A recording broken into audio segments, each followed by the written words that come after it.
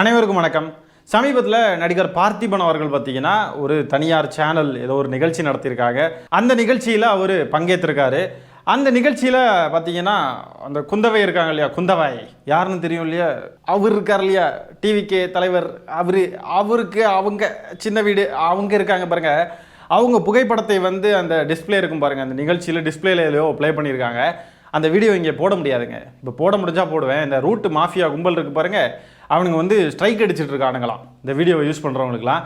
அதனால நம்ம போட முடியாது. ஆனால் இந்த விஷயத்தை பற்றி நம்ம பேசலாம் இல்லையா. அப்போ அந்த குந்தவை இருக்காங்க பாருங்கள், அந்த குந்தவையுடைய புகைப்படத்தை வந்து அந்த ஸ்க்ரீனில் வெளியிட்டு இவங்களை பற்றி ஏதாவது சொல்லுங்க அப்படின்னு சொல்லி பார்த்திபன் அவர்கள்கிட்ட கேட்டப்போ பார்த்தீங்கன்னா, இந்த குந்தவையை வந்து கொஞ்ச நேரம் குந்த வைக்கிறது ரொம்ப நல்லது அப்படின்னு சொல்லியிருக்காப்புல. கொஞ்ச நாளைக்கு வீட்டுக்குள்ளேயே இருந்தாங்கன்னா ரொம்ப நல்லது, இந்த குந்தவை வீட்டுக்குள்ளேயே குந்த வச்சுக்கிட்டு இருந்தாங்கன்னா ரொம்ப நல்லது, அது வந்து நிறைய பிரச்சனைகளை உண்டாக்கிக்கிட்டு இருக்கு, சில கவிதைகளை ரசிக்கலாமே தவிர அந்த கவிதைகளை வந்து சொல்லாமல் இருக்கிறது நல்லது அப்படின்னு சொல்லி எனக்கு தோணுது அப்படின்னு சொல்லி பார்த்திபன் அவர்கள் ஒரு கருத்தை தெரிவிச்சிருக்காங்க.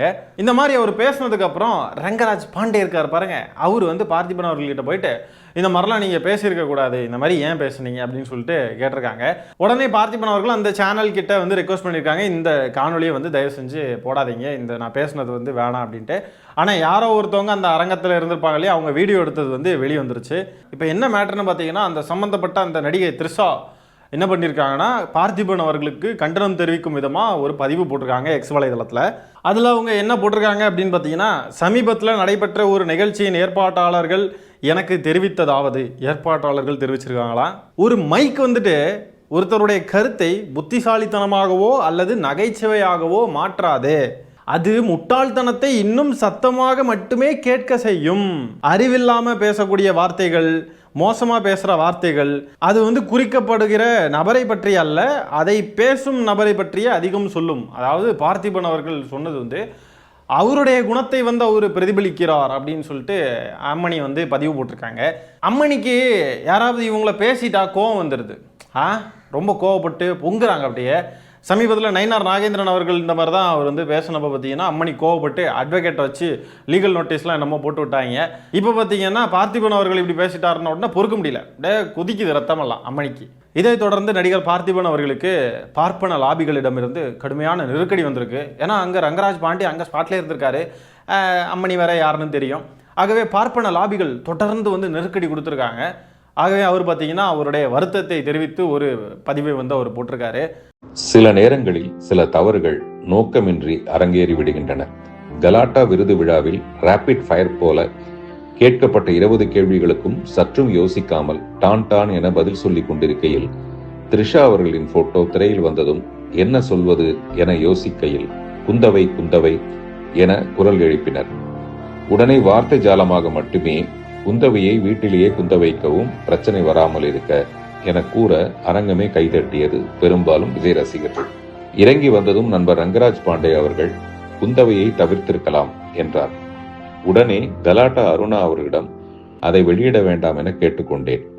ஆனால் யாரோ எடுத்த வீடியோ மூலம் அது வெளியாகி சிலருக்கு வருத்தத்தை ஏற்படுத்தி இருக்கிறது என்பதை உணர்ந்து அதற்காக நானும் என் வருத்தத்தை மனப்பூர்வமாக தெரிவித்துக் கொள்கிறேன். பிரச்சனைகள் பெரிதாவதை என்றுமே நான் விரும்புவதில்லை. நான் கல்லூரிகளுக்கு செல்லும் போது கூட பெண் சுதந்திரம் பற்றியே பேசுகிறேன். ஆண் பெண் பாகுபாடு ஏதுமின்றி அனைவரும் தேவையற்ற கட்டுப்பாடுகளை விவாகரத்து செய்துவிட்டு சுதந்திரத்தை கைப்பிடித்து சந்தோஷமாக வாழ வேண்டும் என்று நினைப்பவன் நான். எனவே பெண்ணே இப்பிரபஞ்சத்தின் ஆக பெரும் ஆக்க சக்தி. ஆனாலும் பார்த்திபன் அவர்களுக்கு இருக்கக்கூடிய நக்கல் வந்து குறையல பாருங்க. விவாகரத்து பண்ணிட்டு சுதந்திரமா வாழுங்களேன் அப்படின்னு அவர் வந்து அவருடைய பாணியில வச்சு செஞ்சிருக்காப்புல வருத்தம் தெரிவிக்கிற காணொலியில கூட.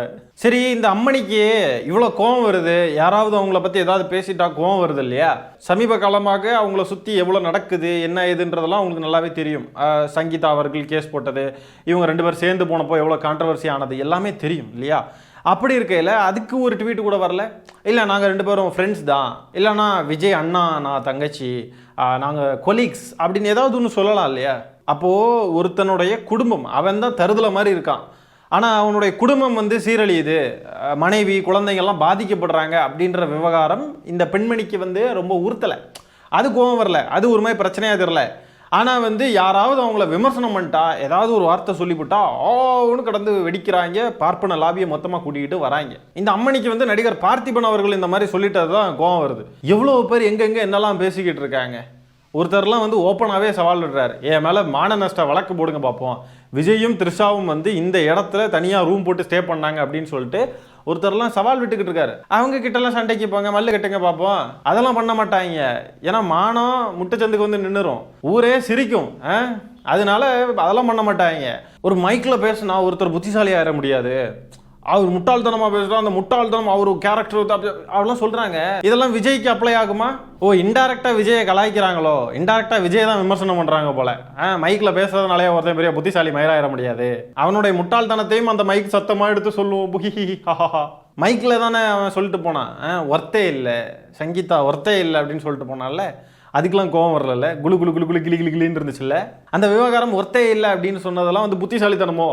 அதெல்லாம் முட்டாள்தனம் இல்லை. முட்டாளுடைய வார்த்தை வந்து மைக்கில் வந்து சத்தமாக கேட்குறது வந்து அது முட்டாள்தனம் இல்லை. அந்த முட்டாளுடைய கேரக்டர் வந்து அங்கே பிரதிபலிக்கிறது அதெல்லாம் இல்லை. பார்த்திபன் அவர்கள் வந்து சும்மா கலாய்க்கும் விதமாக அவருக்கு கலாய்ச்சி பேசுறது கொஞ்சம் அவருடைய குணத்திலேயே ஊறி போயிருக்கிற ஒரு விஷயம்.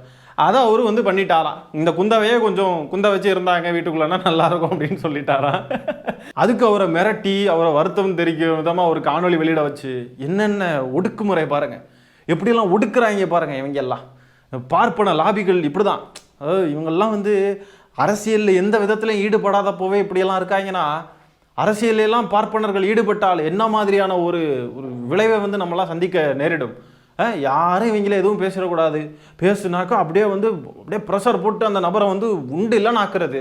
அடுத்த புருஷனை அபகரிக்கிறதுக்கு முன்னாடி விவாகரத்து பண்ணிட்டு முறைப்படி நீங்கள் எப்படி வேணாலும் கட்டுப்பாடு இல்லாமல் ஊர் சுற்றுக்க, யாரும் எதுவும் கேட்க போகிறதில்ல அப்படின்னு சொல்லிட்டு வேற லெவலில் தனக்கே உரிய வாணியில் வைத்து செய்திருக்கிறார் பார்த்திபன் அவர்கள். அடுத்ததை பார்த்தீங்கன்னா, இந்த லக்ஷ்மி ராமகிருஷ்ணன் அப்படின்ற ஒரு பெண்மணி இருக்கும். அவங்க பார்த்தீங்கன்னா ஒரு பதிவு போடுறாங்க. இந்த சொல்வதெல்லாம் உண்மைன்னு ஒரு ஷோலாம் நடத்துவாங்க, ஞாபகம் இருக்கா? அவங்க வந்து ஒரு பதிவு போட்டிருக்காங்க, விஜய் அவர்களின் தனிப்பட்ட விஷயங்கள் பற்றியும் அவருடைய அரசியல் வருகை பற்றியும் நான் எந்த கருத்தையும் வெளியிடவில்லை. விஜயை நான் அறிந்தது ஒரு மரியாதையான, அமைதியான, வெண்மையான இணை நடிகராக மட்டுமே. அவருடைய தாயாரை பற்றியும் எனக்கு நல்ல மரியாதை இருக்கு. அப்படி இப்படி தனிப்பட்ட விஷயங்கள் விஜயின் அரசியல் வருகைக்கும் இப்போது பேசப்படும் தனிப்பட்ட விஷயங்களுக்கும் தவறாக இணைக்கப்பட்டுள்ளன. மக்கள் தனிப்பட்ட விஷயங்களையும் அரசியல் செயல்பாடுகளையும் தனித்தனியாக பார்க்க தெரிந்தவர்கள் என்றுதான் நான் கூறினேன். மேலும் இது தேர்தல் காலம் என்பதால் இந்த விஷயம் அளவுக்கு மீறி பெரிதாக்கப்படுகிறது என்றும் சொன்னேன்.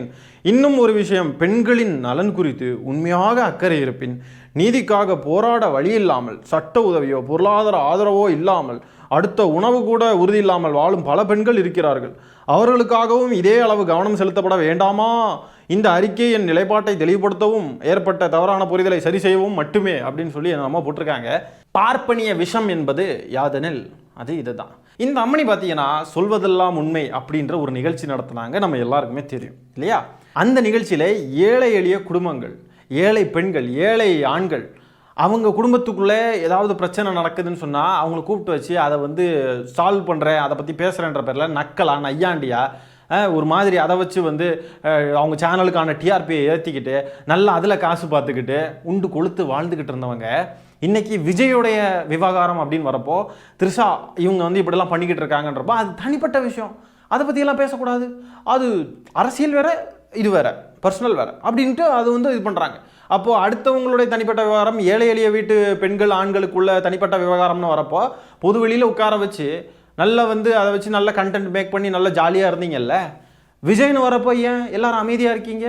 சில பேர்லாம் உண்டு, ஒரு பாடகிலாம் உண்டு, ரொம்ப அப்படியே புளுத்திக்கிட்டு வருவாங்க. இப்போ வாயவே திறக்கலை, அவங்களுடைய பேரெல்லாம் நான் மென்ஷன் பண்ண விரும்பலை, அவங்களெல்லாம் பற்றி நம்ம திட்டணும் அப்படின்ற அளவுக்கு கூட அவங்க எல்லாம் வர்த்து கிடையாது. அந்த மாதிரிப்பட்ட நபர்கள் யாருன்னு உங்களுக்கே தெரிஞ்சிருக்கோங்க. அதான் இவங்க காட்டக்கூடிய கருணை, இவங்க பேசக்கூடிய பெண்ணியம், இதெல்லாம் பார்த்தீங்கன்னா ஒரு சார்பாக தான் இருக்கும். நம்ம ஜாதி பெண்ணு தவறு செஞ்சால் அதை வந்து பற்றி பேசவே கூடாது. ஆனால் பிற ஜாதி பெண்களோ பிற ஜாதி ஆண்களோ வந்து ஏதாவது தப்பு செஞ்சுட்டா ஓன்னு கடந்து ஒப்பாரி வச்சு கொதிப்பாங்க. இப்போ எங்கே போனாங்கன்னு தெரியல. எல்லாருமே பர்சனல்னு போய் பதுங்கிட்டாங்க பொந்துக்குள்ள. இந்த அம்மணி லக்ஷ்மி ராமகிருஷ்ணன் இருக்காங்க பாருங்க, இவங்க வந்து கள்ளக்காதலில் ஈடுபடக்கூடிய அந்த ஏழை எளிய வீட்டு தம்பதிகள் வந்து ஏதாவது செஞ்சாங்கன்னா அதை வந்து என்னமா பேசுவாங்க, இப்படி செய்யலாமா நீ, இது தப்பு இல்லையா, அது தப்பு இல்லையா, அப்படி ரொம்ப நியாயமாக பேசுவாங்க. இப்போ எங்கே போனாங்க? இது கள்ளக்காதல் இல்லையா? இது திருட்டுத்தனமாக திருமணத்தை தாண்டிய உறவு இல்லையா? கள்ளக்காதல்ன்ற வார்த்தையை உபயோகிக்க கூடாது தான், இருந்தாலும் காதல் கள்ளத்தனமானது இல்லை. ஆனால் கள்ளத்தனமாக பொண்டாட்டியை ஏமாற்றிக்கிட்டு போய் ஒருத்தி கூட வாழ்கிறது வந்து கள்ளத்தனம் தானே. பொண்டாட்டியை ஏமாத்துறது கள்ளத்தனம் தானே, பிள்ளைங்களை ஏமாத்துறது கள்ளத்தனம் தானே. அதனால அது அந்த வார்த்தை வருதுங்க ஆட்டோமேட்டிக்காக. இந்த மாதிரி தனிப்பட்ட விவகாரம் அது இதுன்னு நியாயம் தர்மம் பேசுகிறவங்கெல்லாம் சங்கீதா அவர்கள் பக்கம் நிற்கவே இல்லை. பாதிக்கப்பட்ட பெண் கூட நிற்கிறது தான் அறம். இங்கே பாதிக்கப்பட்டது யாரு? சங்கீதான்ற பெண்மணி. அவங்க பக்கம் நிற்கிறதுக்கு பதிலாக இவங்கெல்லாம் க்ளோஸ் ஃப்ரெண்ட்ஸ், ஒரே கேஸ்ட் அதெல்லாம் இருக்கிறதுனால அப்படியே வந்து பாசம் பொங்குது. அப்படியே அவங்களுக்காக பேச மாட்டாங்க. இவ்வளோதான் இந்த காணொளி. இந்த காணொலியில் நம்ம பேசியிருக்கிற விஷயங்களை பற்றி உங்களுடைய கருத்துக்களை கமெண்ட்ஸில் பதிவு பண்ணுங்கள்.